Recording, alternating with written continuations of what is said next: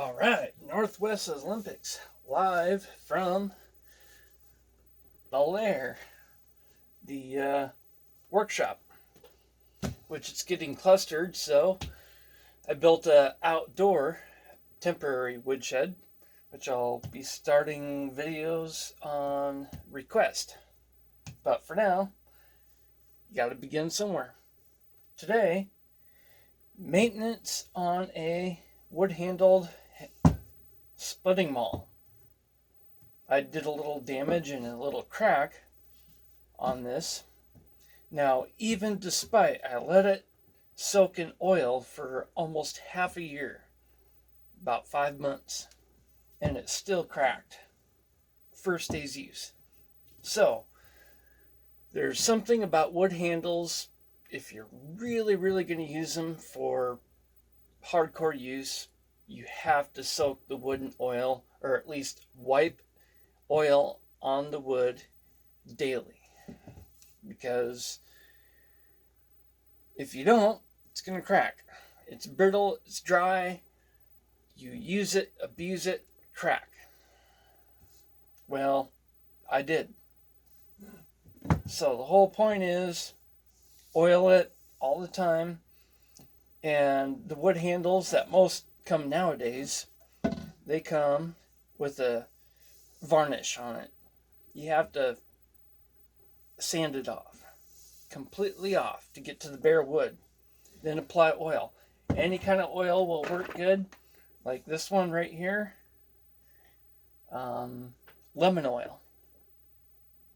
It's cheap, it works good, and it doesn't stink if you're doing it indoors.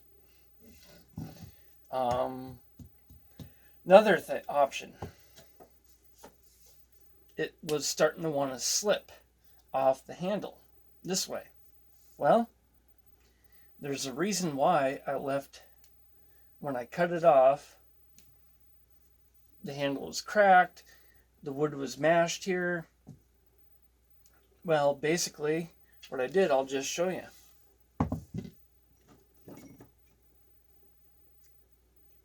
Took my sharpest chisel,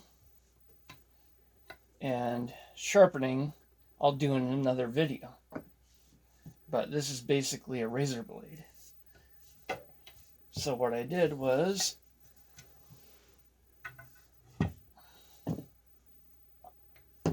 because the wood is connected very tightly around the seam. So what I did, I went all the way around. You see how sharp that is.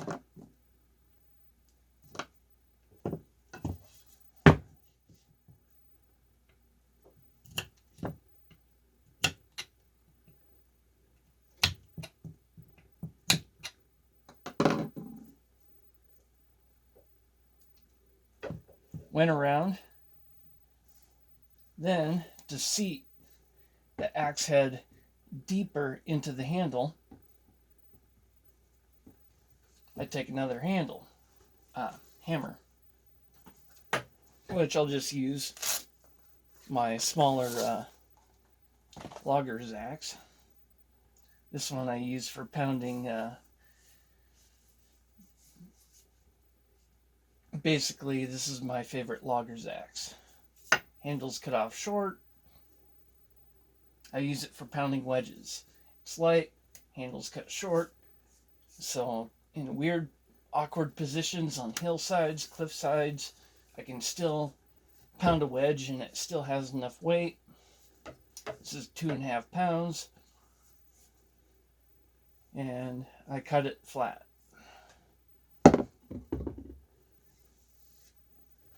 But to seat that wood that I chiseled off, to get it to fit more firm, what you do is the force. So if you were to pound it at the bottom of the handle, while holding it freehand like that, what it does is it forces the maul head or axe head to go up and seat deeper into the wood.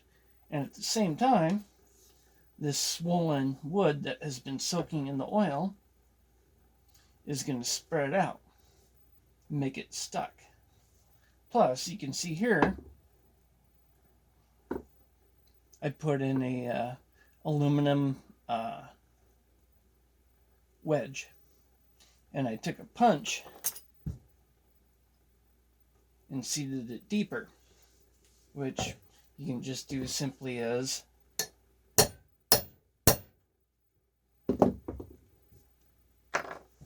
and there we go. Just make sure that that aluminum wedge is deeper than the surface of the wood on the top.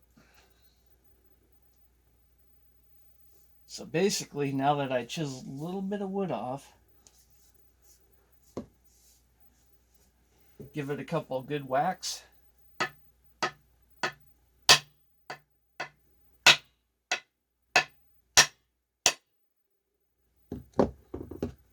And a couple more.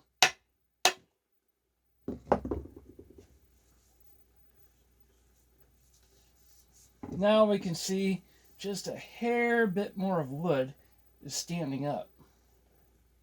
But that just tells me that's as far as it's going to go. And it's well seated. I can see the oil spilling out of the edges. The wood fits formally. It's tight.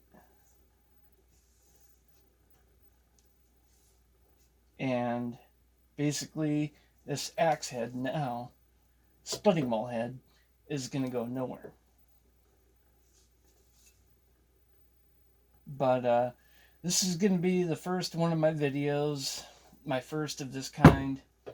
So if you're interested in watching this kind of informative tool maintenance is basically what I'm going to be concentrating on, because a lot of my tools got stored improperly for about 2 years, got rained on.